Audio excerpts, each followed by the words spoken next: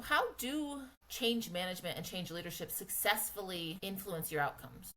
You know, it's interesting. We did one of our first videos. So we're kind of new at this, so I don't think we don't have yet hordes of loyal fans who have seen all of our videos. We hope that happens someday. That would be kind of cool. However, one of our first videos, early videos, was the difference between management and leadership, period, right? Just management and leadership. And we talked quite a bit about that. Now, it was one of our very first, so the quality was questionable. We hope they're getting better over time. However, this conversation is an extension of that. In that early video, we talked about the role of both management and leadership, that it's not one or the other, it's how they work together. So if you're leading through change or managing a change, successful organizational change needs both change management and change leadership. Change management provides the structure, process, and follow through. Change leadership provides the vision, the trust, the meaning, and culture needed for people to commit. So the real thing with going through change is understanding that both change management and change leadership are absolutely required if you want to have a successful, lasting transition. Right. We've talked about this before, that it's not a management is bad, leadership is good. They're both very necessary. It's just a spectrum. Exactly right. And you'll catch that in one of our earlier videos. So change management is what we do to provide structure. It's concerned with process, and it's also concerned with creating accountability for the structure and the process and the assignments that come. So managing is really about making sure assignments are very clear. It's understood what needs to be done, and that we're following through on that. Now, change leadership provides the vision. It's something that should build trust over time. Change leadership is really where the motivation comes from. Why are we doing what we're doing? So if management is what do we do and how do we do it, leadership is why are we doing it in the first place? We know that in doing this, we're tending to kind of the visible branches of change, but we're also tending to the root of change. So if you read our book, Influence on Purpose, 5 Principles for Leaders to Build Regenerative Cultures, we use a tree as a model. And so as you go through this management process, we understand that we are tending to the roots of the tree, those core values, the vision, the mission of the tree. That's the leadership side of it. And then the management side is kind of the upper branches. Are we taking care of our stakeholders? Do we have the plans and the practices in place to accomplish the change we want to do?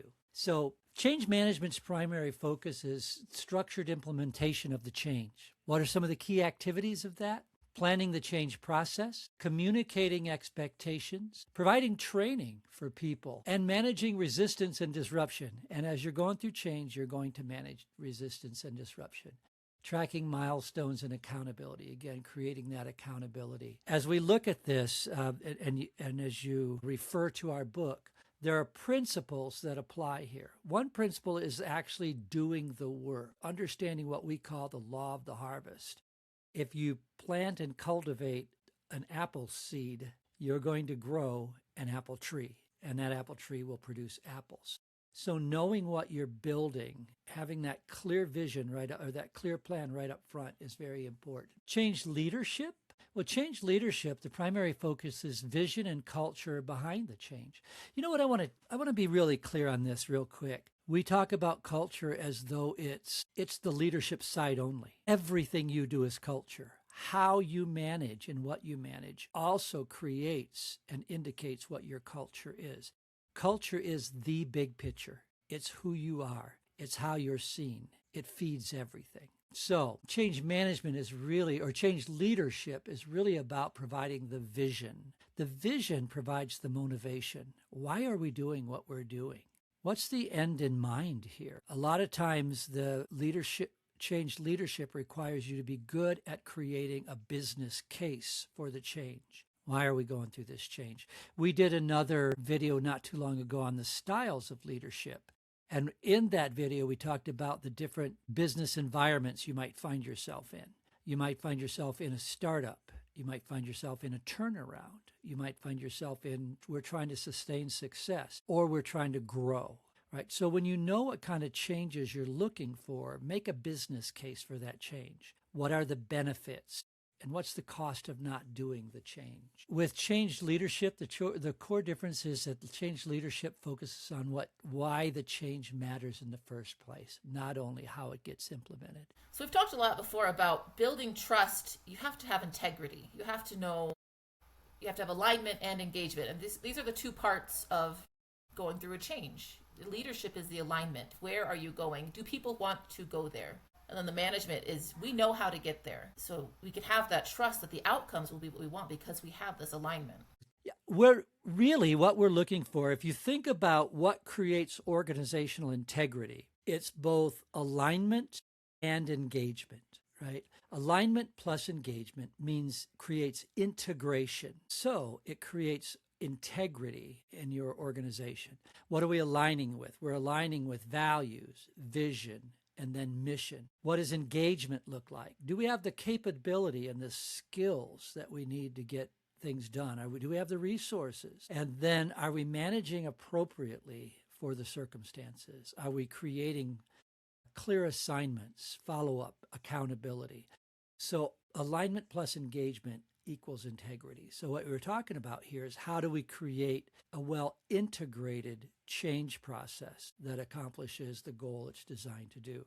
One of our favorite quotes at Influence on Purpose is every organization is perfectly designed to get exactly what it's getting. The vast majority of change efforts fail. As a matter of fact, most of them fail catastrophically. They don't even come close. And also, what makes it so catastrophic is often they end up worse than when they started because the change effort, having failed, creates a lack of trust and creates just some serious morale issues. People feel like, what are we even doing here? So it creates a sense of you would have even less trust, like you mentioned, in any further changes you want to make. It's going to be seen as a waste of time and resources and is moving backwards. Yeah, I agree. I think that's what happens. So what are the core differences between change management and change leadership? We'll pop up a quick graph here. So change management, the orientation is about processes and logistics. The main question is, how will the change happen? The primary tools will be plans, timelines, training, communication, cadences. I would include in there follow-up strategies, making sure you have very clear assignments and clear follow-up strategies. How do you measure success? Adoption, milestones, reduce disruption. Time horizon would be during the transition. Change leadership. Well, the orientation is about the vision, right? It's about being aware that in all of this, we are creating culture, right? Not only do we need to be aware of our culture, what you do creates your culture. And then why does this even matter? Why are we doing this is a very important question. The primary tools are going to be storytelling, modeling, trust building, and then principle-based influence, making sure that everything we're doing is based on sound principles so that it tracks, it holds fast. I want to go back to storytelling. Storytelling, if you think about it, a lot of people think of storytelling in a negative term, right? Oh, you're just telling stories, right? As though it's not true. Storytelling is one of the most powerful tools of leadership. That ability to paint that picture, to share that vision, to share experiences. What are the stories that cause people to want to move away from where you are now, from what you have now? There are stories. There are things that have happened. There are painful experiences that people have had. Or just they're painful because something bad happened, or they're painful because something good that they wanted to happen never did, right? They just fell short. And then how do you paint that picture of what makes it worth this journey? Because change is hard. It's going to be difficult. So be able to tell that story where people get a clear vision that helps them move forward. How are you going to measure success? Measure levels of commitment, belief, and alignment with the culture you're trying to create.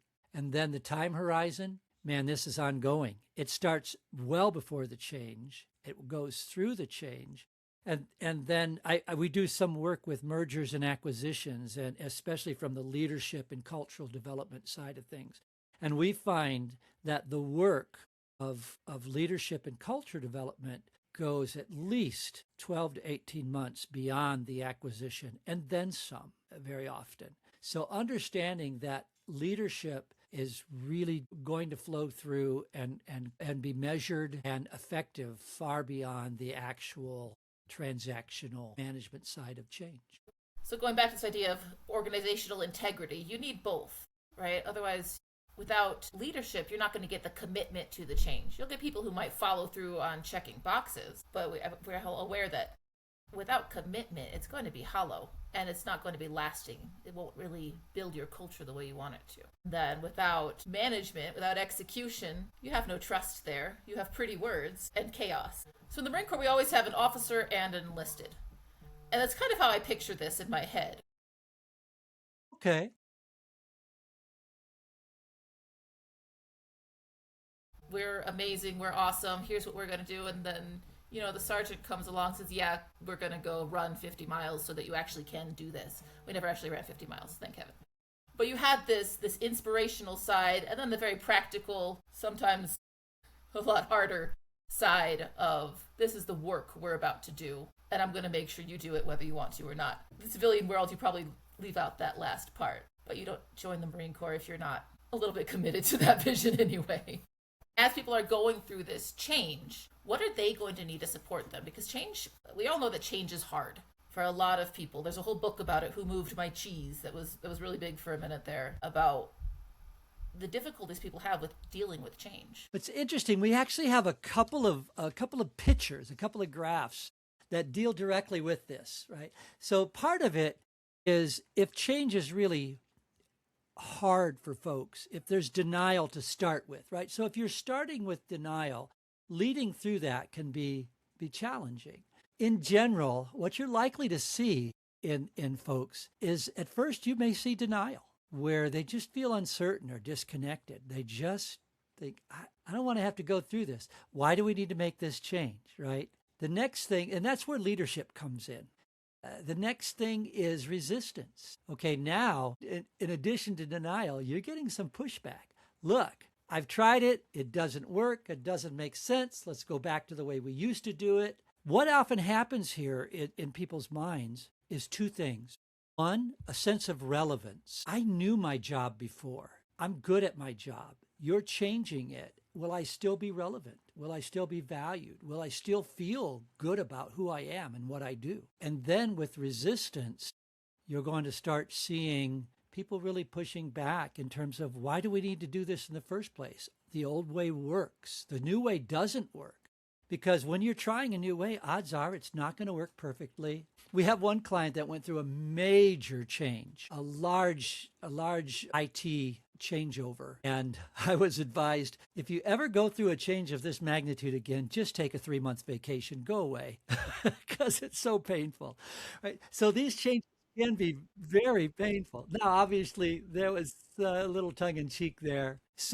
But once you get past that, and this is going to take leadership and it's going to take a change of mind, right? When people start to understand the business case that we talked about earlier, the big why of what we're doing and why we're doing it, then they can get into exploration. Why would this be better? Curiosity. It's amazing how powerful curiosity can be.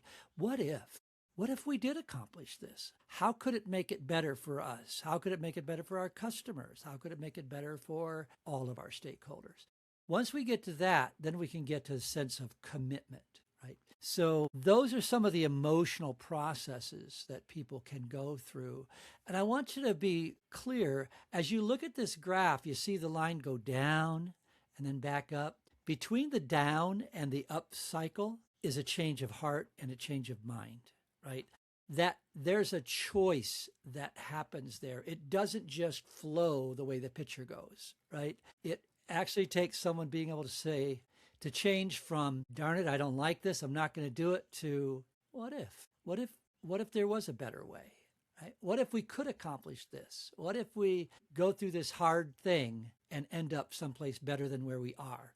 And this is what happens over time. What happens over time is you start with informed optimism. At first, everybody goes, oh yeah, we can do it, right? The denial and resistance start to happen when it gets hard. This transition curve, We go from uninformed optimism. You see this at the top right of the chart. So we're just getting started. Attitudes are good. We're all up for this.